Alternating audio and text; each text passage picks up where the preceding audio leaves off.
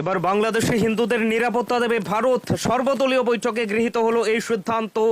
আজ সকাল 10টায় এক সর্বদলীয় বৈঠক অনুষ্ঠিত হয়। দেশের প্রধানমন্ত্রী নরেন্দ্র মোদী ভারতবর্ষের সমস্ত রকম রাজনৈতিক দলদের নিয়ে ইমিডিয়েটলি বৈঠক ডাকেন, যে জায়গাতে প্রত্যেক বিরোধী দলগুলোকে নিয়ে তিনি বৈঠক ডাকেন এবং সর্ব দলের সমর্থনে সেই বৈঠকে সিদ্ধান্ত গৃহীত হয় বাংলাদেশে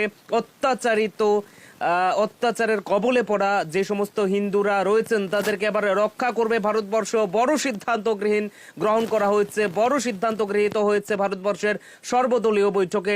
এই মুহূর্তে যে খবরটি উঠে আসছে, বড় খবর একটি উঠে আসছে এই মুহূর্তের ব্রেকিং নিউজ বলা হচ্ছে। বাংলাদেশি হিন্দুদের এবার ভারতবর্ষ নিরাপত্তা দেবে এবং আজ সকাল 10টায় দেশের প্রধানমন্ত্রী নরেন্দ্র মোদীর নেতৃত্বে সমস্ত রকম বিরোধী দলদের নেতাদের নিয়ে এক সর্বদলীয় বৈঠক অনুষ্ঠিত হয় এবং সেই বৈঠকে আলোচনাক্রমে এই সিদ্ধান্ত গৃহীত